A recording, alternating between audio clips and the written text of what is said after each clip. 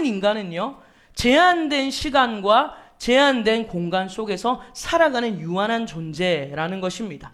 그러나 반면에 하나님은 어떤 분이시냐면, 여러분, 하나님은 우리처럼 시공간에 매여 있거나 시공간에 묶여 있는 분이 아니라 그분은 모든 것을 초월하신 분이시고, 그분은 항상 영원 속에 계시는 영원하신 하나님이신 줄로 믿습니다. 그러니까 어떤 의미로 이해를 할 수 있겠냐면, 제가 이제 대학교 때 대학 시절에 어디에서 대학 시절을 보냈냐면 부산에 있는 영도 앞바다에서 보냈습니다. 그렇다고 해서 제가 뭐 고기를 잡았거나 이런 건 뭐 해녀질을 했거나 이랬다는 게 아니라, 이제 고신대라고 이제 고신대 학교를 제가 다니면서 이 영도 바닷가를 4년 동안 많이 보면서, 그 바닷가를 바라보면서 교정을 거닐면서 그렇게 4년을 참 의미 있게 보냈는데, 제가 이제 벌써 대학을 졸업한 지도, 죄송합니다만 벌써 저도 15년이 넘었더라고요.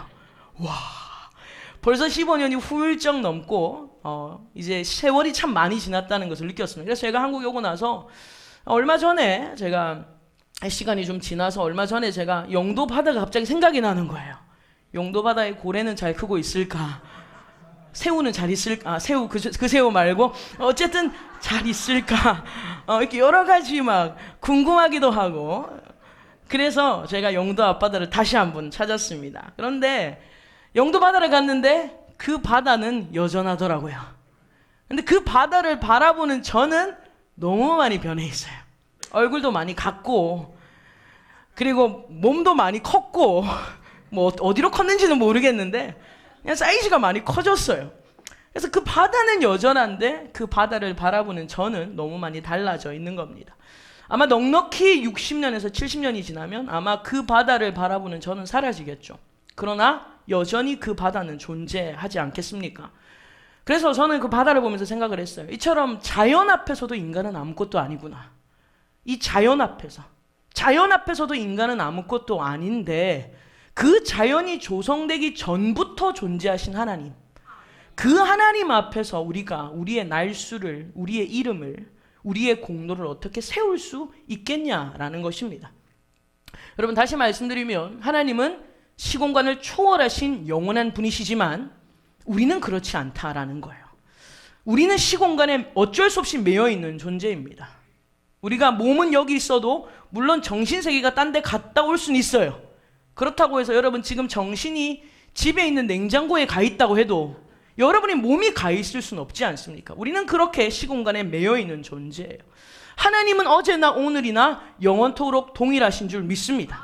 그러나 여러분, 하나님에게는 항상 영원밖에 없지만 우리는 정해진 시간 안에 살아야 되고, 그리고 정해진 시간에 매여서 살 수밖에 없다라는 거예요. 그래서 오늘 제가 여러분과 크게 인간의 시간에 대해서 우리가 한번 좀 생각해 보려고 하는데, 여러분, 이 인간의 시간을 크게 제가 3등분을 해서 오늘 한번 생각을 해보려고 해요. 3등분을 제가 오랜만에 접한했습니다. 인간의 시간 크게 세 가지로 나누면 첫 번째는 과거, 그럼 두 번째는 뭘까요? 그렇죠, 현재. 잘한다. 역시 우리 영광교회 아이들. 그럼 마지막은 뭐예요? 야, 여러분, 우리 미래의 아이들에게 박수 한번. 여러분, 우리 아이들을 뭐라고 불러야 되냐면 미래의 아이들이지만 지금 존재하잖아요. 그래서 아이들을 현존하는 미래다라고 부르는 거예요. 지금 존재하지만 저들이 우리 교회에, 또 이 나라의, 이 양산의 미래가 될 줄로 믿습니다. 그래서 인간의 시간은 바로 이 과거, 현재, 미래, 이 세 가지로 우리가 생각해 볼 수 있겠다라는 거예요. 여러분, 이 세 가지는요, 어떻게든 서로에게 영향을 주기 마련입니다. 우리 현재는 그냥 태어나자마자 현재가 된 게 아니잖아요. 제가 여러 번 말씀드렸죠. 태어나자마자 이 현재가 되면 저희 어머니 이 세상에 없다고요. 저를 어머니 뱃속에다가 어휴, 생각만 해도 아찔해요. 어쨌든 과거가 우리의 현재에 영향을 주기 마련이고, 그리고 이 과거와 현재가 쌓여서 결국 뭘 만들어냅니까? 미래를 만들어낸다는 거예요. 현재가 그냥 존재하는 것도 아니고 미래가 그냥 존재하는 것이 아닙니다. 어떻게든 이 세 가지는 영향을 주기 마련이다라는 거예요. 여러분, 질문 한번 드려볼게요. 여러분, 과거 바꾸실 수 있는 분 있으세요? 없죠? 우리는 무슨 수를 써도 과거를 바꿀 재간이 없어요. 우리가 아무리 과거를 바꿔보려고 내가 과거에 이랬으면 얼마나 좋았을까. 뭐 꿈에서는 바꿀 수 있을지 몰라도 여러분, 우리는 아무리 애를 써도 과거를 바꿀 재간도 없고, 그리고 여러분의 미래를 맞출 수 있어요? 없죠? 지금 여기 앞에 있는 친구들 몇 살이에요? 노을이 몇 살이야? 8살. 와, 이제 8살. 노을이는 그럼 앞으로 9살이 되면 뭘 할지 알아요? 모르지 뭐. 모른대. 여러분, 우리는 우리의 과거도 우리 힘으로 못 바꾸고 우리의 미래도 우리 힘으로 못 바꿔요. 여러분들이 아무리 새해가 되었으니까 제가 보니까 여러분, 남포동 앞에 점집이 많더라고요. 또 예배 마치고 거기 가시는 분들 저랑 만나지 않기를 바랍니다. 그 말은 저도 거기 갔다는 말인데 우연히 지나가다가 봤어요. 점집이 되게 많더라고요. 거기에 막 사람들이 얼마나 줄을 서 있는지 몰라요. 2020년 되면 사람들이 점집 앞에 줄을 섭니다. 자신의 미래를 예측하고 내 미래가 어떨까 사람들이 생각하는 거죠. 그런데 여러분, 우리가 노스트라다무스도 아니고 우리가 다 미래를 예측하고 미래를 점치며 살아갈 수는 없는 거예요. 다시 말하면 과거도 미래도 우리의 영역이 아니다라는 거예요. 그러면 우리는 지금 무엇을 살고 있습니까? 현재를 살고 있다라는 거예요. 여러분, 이 현재라는 것이 우리 여기 앞에 친구들 영어 할 수 있으면 한번 물어봐야 되겠다. 자, 현재가 영어로 이렇게 써요. 이게 무슨 말이에요? 와, 더 크게 얘기해봐. 와, 누가 혀를 굴렸어. present. 딩동댕. 그죠? 이 단어가 present라고 하는데 이 present는 무슨 뜻이에요? 선물. 여러분, 다시 한번 더 박수. 오늘 잘 맞춘 친구들에게 선물 하나 드릴까요? 자, 나의 하트표를 그런 거 안 받아도 될 것 같지, 그지? 나도 괜히 줘가지고 욕 먹어가지고. 자, 여러분, 우리가 프레젠트를 그냥 선물이라고 하는데 이거를 다른 발음으로 프리젠트라고 하면 현재라는 뜻이에요. 그 말은 현재가 선물이라는 거예요.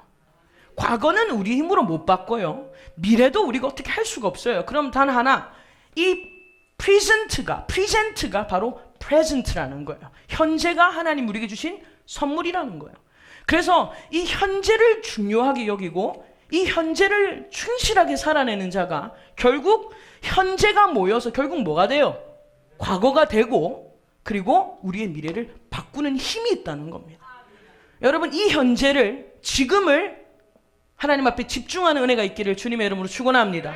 나중에 예배 끝나고 나서 야, 오늘 목사님 뭐라고 하대? 야, 오늘 뭐라고 하대? 지나고 나서 후회하지 마시고 오늘 지금 이 시간을 우리가 충실히 살아야 된다는 거예요. 그런데 여러분, 안타까운 게 뭐냐면 많은 사람들이 이 현재를 집중하며 살아가기보다 현재를 많이 낭비하고 살아요. 현재를 뭐하고 산다?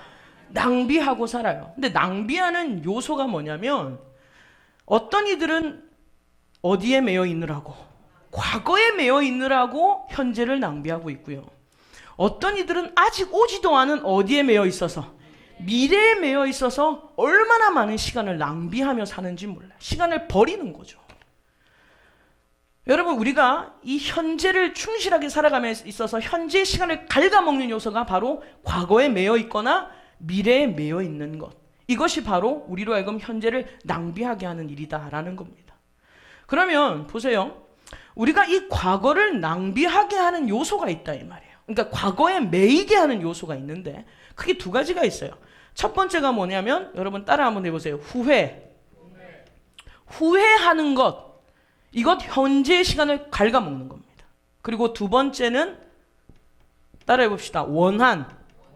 우리 안에 있는 원한. 누구를 향한 원한. 여러분, 이것이 매여있는 사람은 바로 이 현재 시간을 갉아먹기 딱 좋다는 거예요. 현재를 갉아먹게 하는 요소다라는 것입니다. 여러분, 우리 모두는 다 실수하고 삽니다. 아마 우리 과거에 다 잘못된 선택들 한 번 이상, 아니 100번, 20번, 10,000번은 하고 사셨을 거예요. 여러분 생각할 때 내 인생은 기가 막힌 선택 속에서 여기까지 왔다.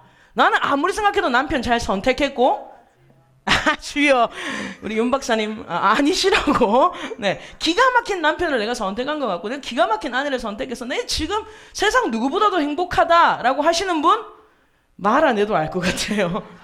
자, 여러분, 우리가 우리의 인생 속에서 누구나 다 실수하고 또 잘못된 선택을 하면서 살아간다라는 거예요. 평생 실수 한 번도 하지 않고 잘못된 선택을 한 번도 하지 않고 살아가는 사람은 아무도 없다라는 거예요. 그때 생각하는, 과거를 생각하면서 내가 그때 왜 그랬을까?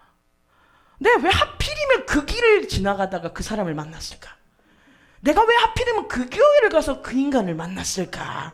이렇게 우리가 그런 생각하면 막 안타까운 순간들이 있다라는 거예요. 근데 물론 저에게도 그런 순간들이 왜 없었겠습니까? 저에게도 물론 있었어요. 내가 그때 왜 그랬을까? 내가 그때 왜 그렇게 교만했을까? 내가 그때 왜 그렇게 자기밖에 몰랐을까? 왜 그렇게 이기적이었을까? 왜 그렇게 게을렀을까? 왜 그렇게 방황하며 살았을까? 저도 제 인생에서 후회되는 순간이 한두 번이 아니에요. 그래서 요즘 말로 자다가 이불 킥한다 그래요. 자다가 이불 킥한다. 왜냐면 자다가 막 누웠는데 그 과거 생각이 나니까 부끄러운 거예요. 이불 킥하고 싶은 거죠. 막 부끄러워가지고 이불 킥하고 싶은 순간이 여러분 한두 번이 아니에요. 여러분 한번 생각해 보세요. 근데 그렇다고 해서 딱히 후회한다고 현실이 달라지던가요? 그러지 말아야 되는데 내가 왜 그랬을까? 하지 말걸, 그러지 말걸, 가지 말걸, 만나지 말걸, 마시지 말걸. 우리가 평생을 후회하고 산들, 현재의 시간을 후회했었는들 현재가 바뀌냐 이 말이에요. 바뀌지 않는다라는 거예요. 여러분 우리의 인생에 후회되는 순간들이 있다면 여러분 그것을 하나님 앞에 회개하는 은혜로, 그리고 그 삶이 반성되어 고쳐지는 은혜가 있기를 주님의 이름으로 축원합니다. 우리의 잘못된 실수의 폭도를 줄여나가는 은혜가 있어야 된다는 거예요. 우리가 실수를 안 할 수는 없지만 우리의 실수들을 줄여나가는 하나님의 은혜가 있어야 된다는 것입니다. 그리고 또 한 가지가 뭐냐면 바로 우리로 하여금 과거에 매이게 한 두 번째 요소가 뭐예요? 원한이다라는 거예요. 원한. 여러분 그럼 이 후회와 원한의 차이가 뭐냐면 후회는 내가 잘못 선택한 거예요. 근데 원한은 누군가의 잘못된 선택이 우리에게 영향을 주는 거죠. 그러니까 후회는 내가 선택해서 내가 스스로에게 영향을 준 거라면 원한은 타인이 나에게 영향을 주는 겁니다. 나를 아프게 하고 나를 힘들게 하고 나에게 상처를 주고 나를 어렵게 하는 것, 여러분 바로 이것이 원한이다라는 거예요. 이 원한에 사로잡히면요, 누군가가 나에게 했던 행동들을 생각할 때 막 속에서부터 화가 치밀어 오르고 머리 끝까지 막 화가 치밀어 오르고 복수심이 불타고 막 견딜 수 없는, 생각만 하면 막 잠이 오지 않고 생각만 하면 괴로운, 이런 정말 가슴 깊이 마음에 상처가 있는 분들 아마 있으실 거예요. 이 후회는 자기 때문에 오는 영향이니까 내가 감당하면 되지만 원한은 내가 감당하지 않아도 될 문제를 누군가에 의해서 내가 상처를 받게 됨으로 말미암아 지울 수 없는, 평생 안고 가야 할 이런 가슴 아픈 상처가 우리 가운데 있다라는 겁니다. 그런데 여러분 이 원한이라는 것이 얼마나 무서운 것이냐면 이 원한은 결국 자기 자신을 죽이는 독소입니다. 자기 자신도 죽이고 뿐만 아니라 자기와 관계되어 있는 모든 여러 관계를 망쳐버려요. 망치고 그리고 결국 모두를, 자기 자신뿐 아니라 모두를 함께 파멸의 길로 가게 만든다라는 거예요. 그래서 여러분 이 원한에서부터 우리가 벗어날 수 있는 방법이 뭐냐? 우리로 하여금 과거에 매이지 않도록 이 원한에서 벗어날 수 있는 방법은 여러분들이 들을 때 식상하다라고 할지 몰라도요, 용서라는 거예요. 누군가를 나를 힘들게 했던, 나를 고통스럽게 했던, 나를 정말 화가 나게 만들었던 그 사람을 마음에서부터 용서해 나가는 것이 우리로 하여금 이 과거에서부터, 원한에서부터 구원시킨다라는 거예요. 우리를 벗어나게 한다라는 거죠. 근데 여러분 사실 나에게 작은 실수를 한 것보다 나에게 치명적인 실수를 한 사람이 있어요. 저도 어렸을 때 그런 치명적 실수를 당한 적이 있습니다. 그런데 여러분 이런 치명적인 실수를 한 사람을 우리가 용서한다는 게 쉬운 일이에요? 어려운 일이에요? 어려운 일이죠. 저도 저에게 나쁜 짓을 했던 사람들을 생각하면 물론 저도 누군가에게 상처를 준 사람이지만 저도 상처를 받으면서 자라면서 사람들을 생각하면 막 화가 치밀어 오르고 너무너무 속에서 복수심이 불타고 내가 어떻게 하면 내 인생을 걸어 그 인간들을 족칠 수 있을까, 이런 생각들을 하며 살았던 적이 있습니다. 여러분 그런 생각들을 하면 할수록 누가 죽냐면 제가 죽더라는 거예요.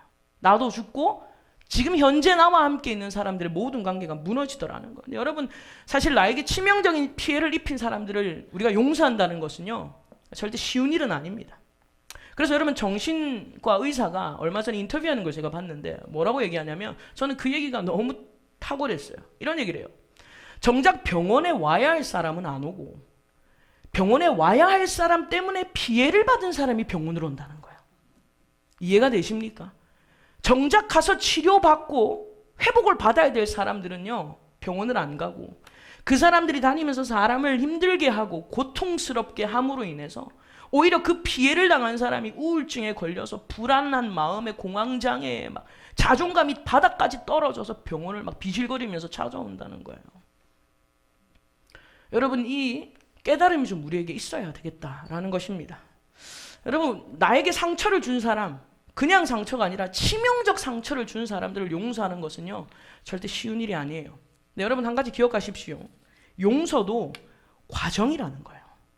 한 번에 용서가 되면 얼마나 좋겠어요. 나를 힘들게 했던 사람들을 단번에 용서하면 얼마나 좋겠어요. 그런데 과정입니다.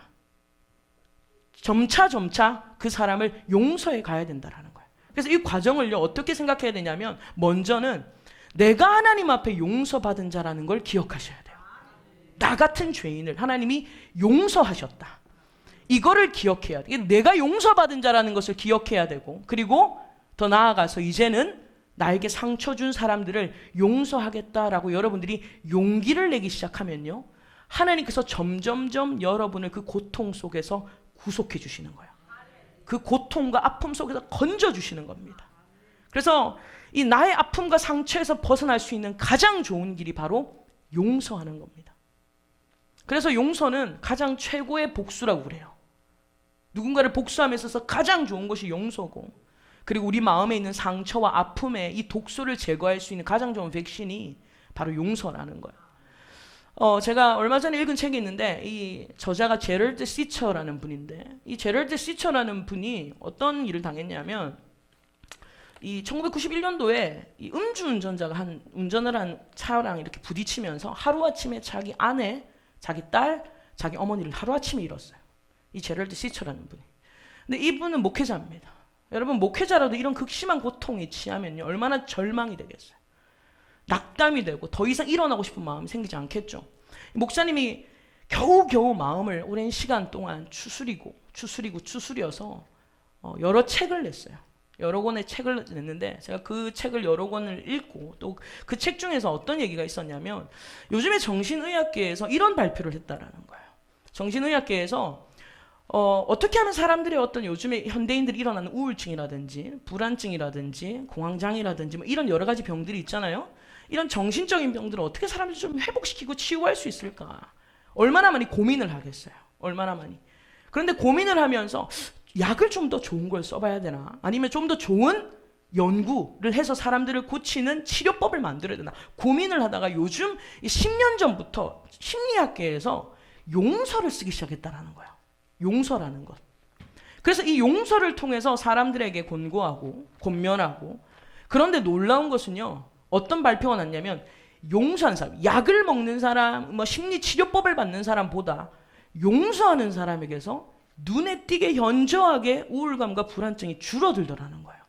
줄고 자존감이 올라가고 사람들이 생기가 있어지고 건강해지더라는 거예요. 이게 연구 결과로 발표가 된 내용입니다. 이 정신학계에서 발표가 된 내용이에요. 여러분 지금이 용서해야 될 때인 줄 믿습니다. 언젠가는 하겠지. 여러분 미래가 우리에게 언제 올지도 모르고 우리에게 언제 마지막이 될 줄 모르죠. 힘들고 어렵지만 용서하는 건 쉬운 일 아닙니다. 그러나 주님 용서해 보겠습니다 라고 여러분의 첫 번째 발걸음을 내디딜 때 주님 그 과정을 통하여 반드시 여러분을 그 고통에서 그 괴로움에서 그 불안함에서 여러분들을 구속해 주실 줄 믿습니다. 옆에 분에 한번 축복합시다. 용서해 봅시다. 여러분 믿으세요? 그래서 우리가 이 과거로부터 우리가 자유할 수 있는 것, 그래서 현재에 집중할 수 있는 것은요 바로 이 후회하는 것과 원한에서부터 우리가 벗어나야 된다라는 거죠. 여러분 그래서 이 후회와 원한이라는 것은 우리가 이 현재를 너무 낭비하며 살아가기 때문에 오늘 본문에서도 바울이 이렇게 얘기하는 거예요. 여러분 본문을 한번 보십시오. 본문 13절에 보면 바울이 이렇게 얘기합니다. 형제들아, 나는 아직 내가 잡은 줄로 여기지 아니하고 오직 한 가지를 너희들에게 부탁한다는 거예요. 그게 뭐죠? 즉 뒤의 것을 잊어버려야 된다는 거예요. 여러분 과거를 다 잊어버리라는 건 아니에요. 좋은 것은 기억하고 좋은 것을 마음에 담아두는 건 좋지만 좋지 않은 후회와 원한들은 잊어버리라는 겁니다. 이사야 43장에도 마찬가지. 이전 일을 기억하지 말고 옛날 일을 생각하지 마라. 그리고 주님이 뭐라고 하셨냐면 19절에 보라 내가 새 일을 행하리니 그랬어요. 주님이 행하시는 새 일을 볼 수 있는 사람은 어떤 사람이냐면 이전의 것을 잊어버릴 줄 아는 사람, 과거의 것을 기억하지 않으려고 그리고 용서하며 반성하며 살아가는 자들, 여러분 이런 자들에게 하나님께서 새 일을 행하실 줄로 믿습니다. 이 역사를 우리 가운데 행하신다는 거예요. 그래서 고린도후서 5장 17절에도 그런즉 누구든지 그리스도 안에 있으면 새로운 피조물이다. 새로운 피조물은요 이전 것은 지나갔고 보라 새 것이 되었도다. 이전 것은 지나갔고 새 것이 된 자가 그리스도 안에 있는 새로운 피조물이라는 거예요. 그래서 여러분 이 새 일의 역사가 후회와 이 원한을 내려놓고자 결단하는 저와 여러분들의 삶에 이번 2020년도에 일어나기를 주님의 이름으로 축원합니다. 자, 여러분 보십시오. 이 현재를 갉아먹는 두 번째 요소가 뭐죠? 어디에 매여 있는 것이다? 미래에 매여 있는 것이다 라는 거예요. 동일하게 마찬가지예요. 미래에 매이게 하는 것이 두 가지가 있습니다. 한 가지가 뭐냐면 두려움이에요. 그리고 두 번째는 염려입니다. 우리로 하여금 이 미래에 매이게 하는 것. 제가 아까 제럴드 시처에 대한 말씀을 드렸는데 오늘 설교 내용도 제가 제럴드 시처의 책을 통해서 많이 도움을 받았습니다. 그래서 여러분 이 미래를 우리로 하여금 사로잡게 하는 요소가 뭐냐면 바로 이 두려움과 염려라는 거예요. 근데 여러분 두려움이라고 해서 나쁜 거냐면 그런 건 아니에요. 우리가 부모님을 두려워할 줄 알아야 합니다. 자, 우리 친구들 목사님을 두려워할 줄 알아야 돼. 단짓하지 말고. 자, 우리가 부모님을 두려워할 줄 알아야 되고 그 다음에 선생님도 두려워할 줄 알아야 돼. 그런데 여러분 사실 요즘 시대는요 부모님 두려워 잘 안 하죠. 부모님이 오냐오냐 다 해주니까 두려워할 줄 모르고 그 다음에 선생님들 두려워하지 않습니다. 선생님의 권위가 완전 바닥까지 떨어진 거예요. 선생님을 선생님으로 안 보죠. 요즘은 어르신들 두려워합니까? 요즘엔 초등학생님들께서 중학생님들께서 길에서 담배를 피고 계시면 조용히 지나가야 돼요. 거기서 이놈의 자식들이 여러분 조심하세요. 몸살이셔야 돼요. 100세까지 사시려면 몸살이셔야 됩니다. 요즘은 어른도 몰라요. 두려움을 모르는 시대가 되어버린 거예요. 여러분 두려움이 나쁜 거냐? 그건 아니에요. 건강한 두려움이 있습니다. 그 건강한 두려움을 우리는 경외라고 하는 거예요. 경외. 우리는 하나님을 경외할 줄 알아야 돼요. 하나님을 경외한다는 것은 그냥 단순히 그 대상을 막 공포에 떨어서 벌벌벌 떨면서 막 하나님을 무서워하는 게 아니라 사랑하고 존경하는 마음에서 우러나오는 마음이 경외하는 마음이에요. 부모님을 공경할 줄 알아야 되고 스승을 공경할 줄 알아야 되는 거예요. 존경할 줄 알아야 되는 겁니다. 그리고 하나님을 경외해야 된다라는 것입니다. 근데 여러분 우리가 그러면 우리에게서 두려움을 떨치는 방법이 뭘까라는 거예요. 여러분 두려움은 와요 안 와요? 오죠. 그렇죠. 이제 며칠 전에 우리 청년들 담임 목사님 같이 산기도 올라갔는데 만약에 그 길을 저 혼자 올라갔으면 아마 저는 이 세상에 없을지도 몰라요. 얼마나 막 밤이니까 보이지도 않고 두려워요. 그리고 여러분 밤길 혼자 걸어보셨나요? 찬송가 부르고 싶으면 밤길 혼자 다니면 돼요.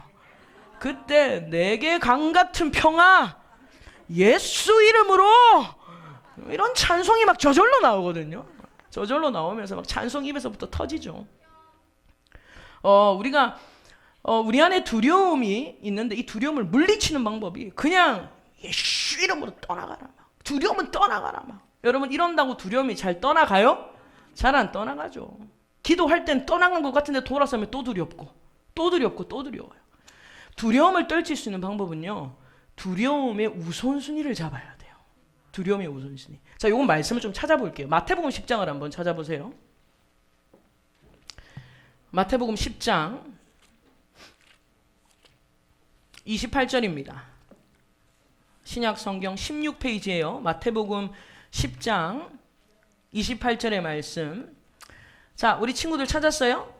네, 오케이. 자, 다 같이 한번 읽어보겠습니다. 몸은 죽여도 영혼은 능히 죽이지 못하는 자들을 두려워하지 말고 오직 몸과 영혼을 능히 지옥에 멸하실 수 있는 이를 두려워하라. 아멘.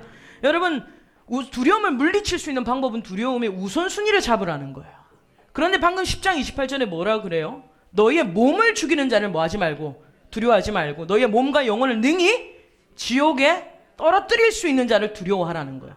우리의 몸을 죽일 수 있는 자들은 바로 이 악한 영들입니다. 그런데 우리의 몸과 영혼을 능히 지옥에 멸하실 수 있는 분은 하나님이시죠. 하나님을 두려워하면요, 이 세상의 영이 두렵지 않는 거예요. 하나님을 두려워하면. 여러분, 마귀는 우리를 지옥에 데리고 갈 능력은 없어요. 그랬잖아요. 방금 말씀에 얘기했잖아요. 그러면 마귀는 어떻게 우리를 지옥에 데리고 가냐면 그냥 유혹하는 거예요. 이리로 와봐, 이리로 와봐. 그래서 결국 지옥은요, 자기 발로 가게 만들어요. 그게 마귀의 위험한, 아주 얼마나 교활한지, 얼마나 간사한지, 성경에서 가장 간교하더라 라고 얘기하는 이유가 바로 거기에 있는 겁니다.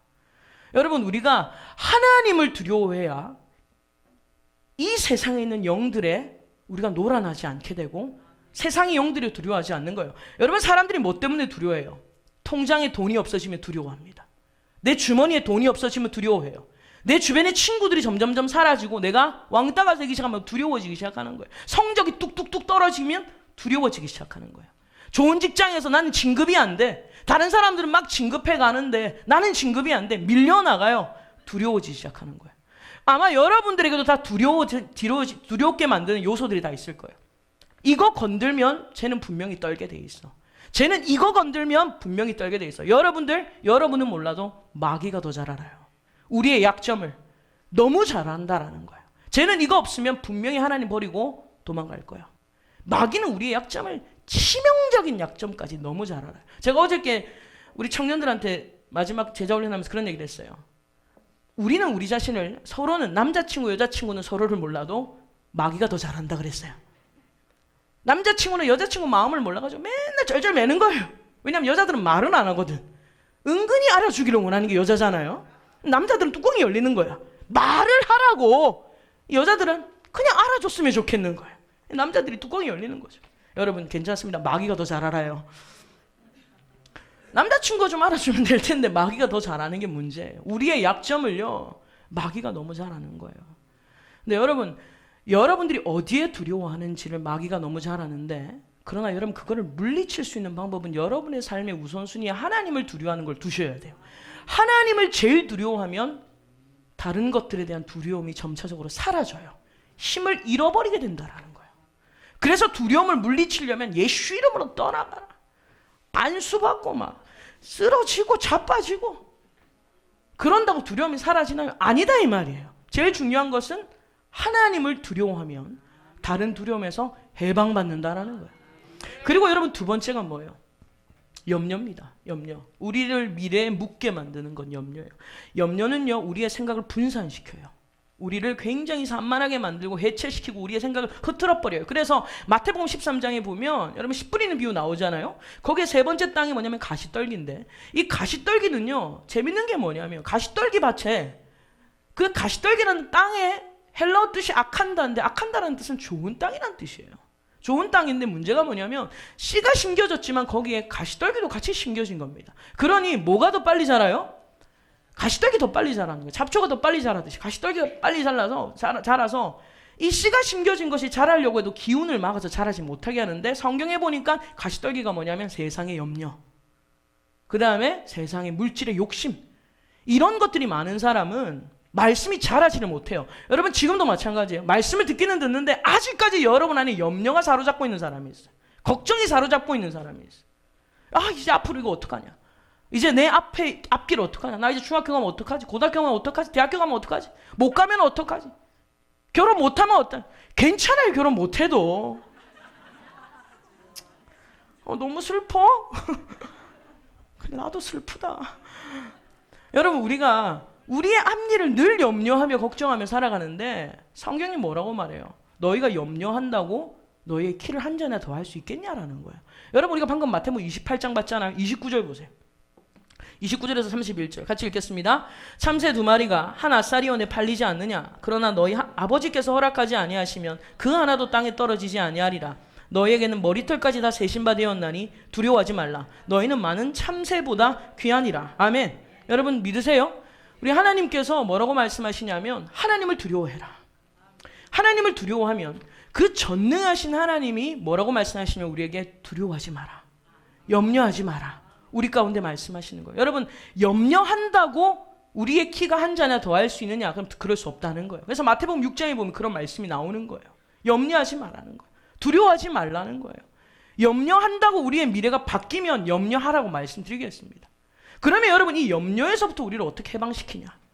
마태복음 6장에 보면 우리에게 두 가지를 얘기해요. 여러분 마태복음 6장 가보세요. 방금 10장에 계셨죠? 6장에 보면 이제 27절부터 주님께서 너희 중에 누가 염려함으로 그 키를 한 자나라도 더 할 수 있느냐? 염려하지 마라, 염려하지 마라. 주님께서 27절부터 쭉 얘기를 하세요. 그러면 염려에서부터 어떻게 벗어날 수 있는가라는 거예요. 33절 이렇게 얘기하는 거예요. 33절 같이 읽겠습니다. 그런즉 너희는 먼저 그의 나라와 그의 의를 구하라. 그리하면 이 모든 것을 너희에게 더하시리라. 아멘. 여러분 염려에서부터 벗어날 수 있는 방법은 뭐냐면 염려 대신 기도하라는 거예요. 염려하지 말고 뭐 해라? 기도하라는 거예요. 여러분이 가지고 있는 염려의 문제들, 그 문제를 주님 앞에 가지고 와서 기도 제목으로 삼으라는 거예요. 제가 우리 청년들한테 그렇게 얘기해요. 제자훈련생들한테 그렇게 얘기를 했어요. 기도하다가 잡생각이 들 때가 있어요, 없어요? 있죠. 너무 많죠. 기도하다 보면 가스불은 껐는지도 모르겠고, 기도하다가 왜 하필은 가스불이 생각나? 성령불은 생각 안 나고 가스불만 생각나. 기도하다가 또 우리 새끼들은 잘 있는지, 또 우리 뭐 이거는 괜찮은지 저거는 괜찮은지, 그러면 잡생각 나면 기도를 때려치우라가 아니라 잡생각을 기도 안으로 끌어들여야 돼요. 그래서 잡생각을 기도 제목으로 바꿔야 돼요. 주님 가스불 괜찮을 줄 믿습니다. 아멘. 아멘. 그리고 제 심령에 성령의 불을 주시옵소서. 이렇게 기도하셔야 돼요. 문제를 계속 삼아가지고 기도의 방해 요소로 만들지 말고 염려가 되면 그 염려를 묶어다가 기도 제목으로 붙여버려야 되는 거예요. 그래서 빌립보서 4장 6절에 보면 6절 7절에 보면 아무것도 염려하지 말고 오직 기도와 간구로 너희 구할 것을 하나님 앞에 아뢰라. 그리하면 모든 지각이 뛰어난 하나님이 그리스도 평강이 우리의 마음과 생각을 지키신다. 여러분 염려를 기도로 바꿀 때 우리의 염려는 떠나가고 우리의 미래를 주님이 책임지실 줄로 믿습니다. 그게 끝이 아니에요. 기도만 하는 것이 끝이 아니라 그 다음에 두 번째 34절 보세요. 같이 읽겠습니다. 그러므로 내일 일을 위하여 염려하지 말라. 내일 일은 내일이 염려할 것이요 한날의 괴로움은 그날로 족하니라. 아멘. 여러분 이 말씀 뭐냐면요. 내일 일은 내일이 염려해라. 그 말은 내일 일은 내일 가서 염려해라. 그런 의미가 아니라 이런 말이에요. 내일 일은 내일이가 염려하게 주라는 거예요. 그 말은 염려가 네가 할 것이다 안 할 것이다 안 할 것이라는 거예요. 염려는 내일이가 하게 던져두고 그건 네 일 아니다라는 거예요. 내일이가 하게 주고 너는 오늘 이 현실에 오늘 이 지금에 집중하라. 그게 바로 34절이 우리에게 말씀하는 것입니다. 그래서 여러분 우리가 이 현재에 집중하는 것, present, 현재를 present로 주셨는데 이 현재에 집중하는 것이 우리의 삶에 훨씬 중요한 거예요. 내가 그때 그렇게 할 걸, 저렇게 할 걸, 내가 그 새끼 죽일 걸, 이거 전부 다 우리 망하는 길이다 이 말이에요. 그리고 아직 일어나지도 않은 일을 고민하고 생각하고 어떻게 할까, 이렇게 할까, 저렇게 할까, 염려하고 두려워하고 벌벌 떨고 이거 전부 다 우리 죽이는 일이다 이 말이에요. 뭐에 집중해라? 지금에 집중해라. 여러분 지금 이 순간을요 뒤에 가서 후회하지 마세요. 내가 예배 잘 드릴 걸, 내 정신 차리고 말씀 들을 걸, 나중 가서 후회하고 눈물 흘려도 소용없는 거예요. 지금에 집중하셔야 되는 겁니다. 여러분 우스갯소리로 이런 말이 있어요. 어느 고등학교 여고생 그 반에 급푼 앞에 있는 급푼에 이런 말이 있어요. 5분도 공부하면 남편 얼굴이 바뀐다. 잘 드러나라. 5분도 공부하면 아내 얼굴이 바뀐다. 5분도 공부하면 남편 얼굴이 바뀐대요. 여러분 이 얘기가 우리 그냥 우스갯소리로 하는 얘기지만 그런데 사실 이 얘기가 의미가 뭐예요? 지금 현재에 집중하라는 거잖아요. 지금 현재에 집중하면 미래를 잘 준비할 수 있다. 이런 얘기로 얘기를 하는 겁니다. 그런데 여러분 무조건 열심히만 하면 되는가 하면 그렇지는 않아요. 무조건 공부만 잘하면 되고 무조건 좋은 대학만 가면 되고 무조건 좋은 직장만 가면 되고 무조건 결혼만 잘하면 되고 여러분 이런 것이 우리의 미래를 결정짓는가 하면 그렇지 않다라는 거예요. 여러분 중요한 것은 무조건 잘하는 게 중요한 게 아니라 옳은 것을 하는 게 중요합니다. 빨리 가는 것보다 바른 길에 가는 게 훨씬 더 중요한 거예요. 그런 삶을 살아야 된다는. 그래서 우리가 어떻게 미래를 준비해야 되는가라는 거예요. 어떻게 미래를 준비해야 되는가. 여러분, 미래를 준비하기 있어서 우리가 중요한 것이 뭐냐면 그냥 무조건 공부 잘하고 무조건 그렇다고 여러분 공부를 못하라는 의미로 지금 얘기하는 게 아니에요. 무조건 이것만 잘하면 된다, 성적만 따면 되고 좋은 대학만 가면 된다 하니까 자꾸 우리가 컨닝하고 그 다음에 막 부정을 해서 여러분 학교를 들어가려고 하는 이러한 잘못된 일들이 일어나게 되는 것 아닙니까? 여러분, 우리는 옳은 일을 해야 돼요. 신앙의 훈련을 잘 받아야 될 줄로 믿습니다. 신앙의 훈련을 잘 받아야 되는데 신앙의 훈련에 있어서도 무엇보다도 우리는 우리의 성품의 훈련을 받아야 돼요. 성품의 훈련을 받아야 되고, 그리고 우리 교회 안에서뿐만 아니라 밖에서 관계를 어떻게 아름답게 가꾸어 갈 수 있는가, 인간관계를 어떻게 지혜롭게 할 수 있는 것들을 배워나가야 됩니다. 배워나가야 되고, 그리고 영육간에 강건한 사람으로, 건강한 사람으로 성장하는 일에 힘을 써야 된다는 거예요. 오늘 아침에 목사님께서 굉장히 감동적인 얘기들을 많이 해주셨잖아요. 감동적인, 너무 많이 해주셨어요. 근데 그 가운데 마지막에 하셨던 4가지 얘기 중에 첫 번째가 뭐라고 말씀하셨냐면 높아지기보다 깊어지는 사람이 되라 그랬어요. 높아지기보다 깊어지는 사람이 되라.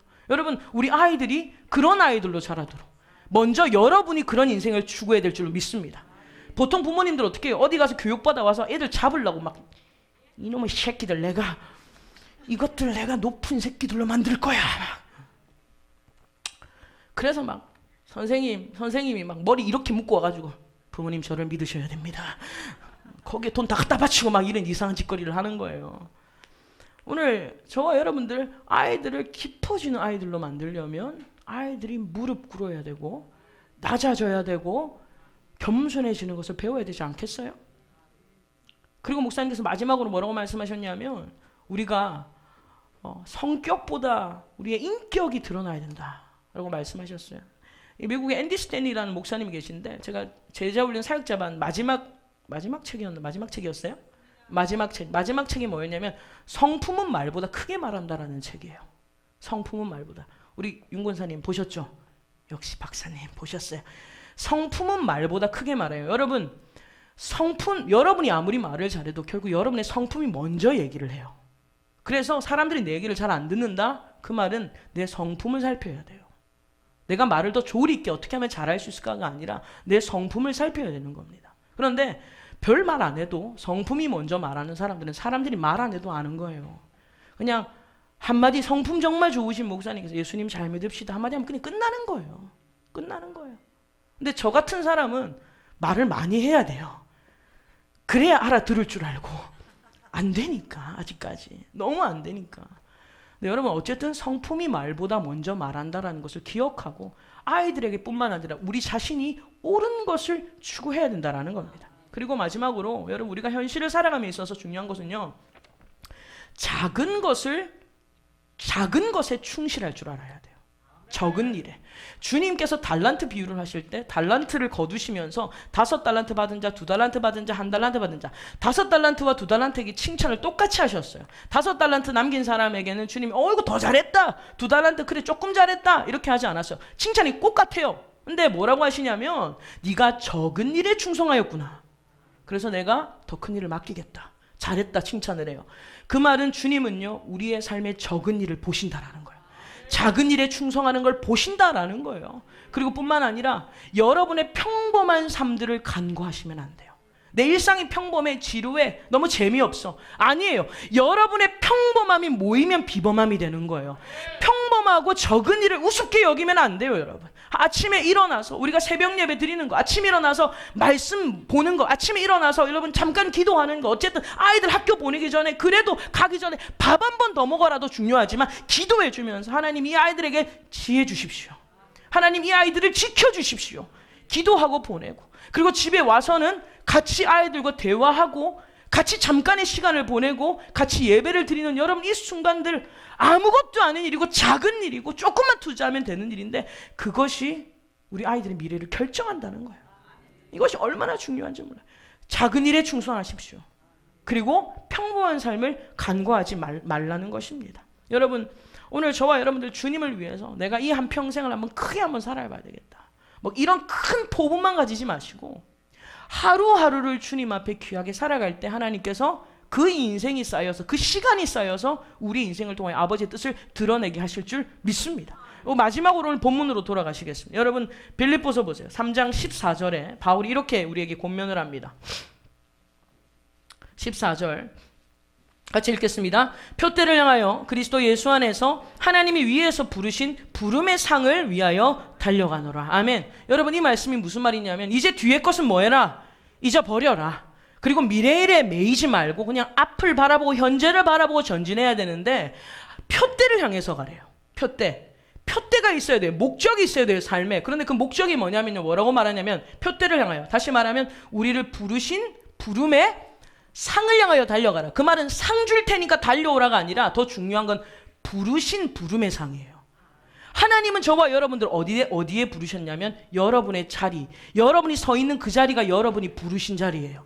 여러분의 가정, 여러분의 학교, 여러분의 직장, 거기가 하나님이 부르신 자리지 꼭 내가 오늘 짐 싸가지고 패킹해가지고 내가 아프리카 오지로 가고 미국으로 가고 어디를 가야만이 하나님이 부르신 곳이 아니라 여러분이 서 있는 교회와 학교와 가정과 직장이 하나님이 부르신 그 자리예요.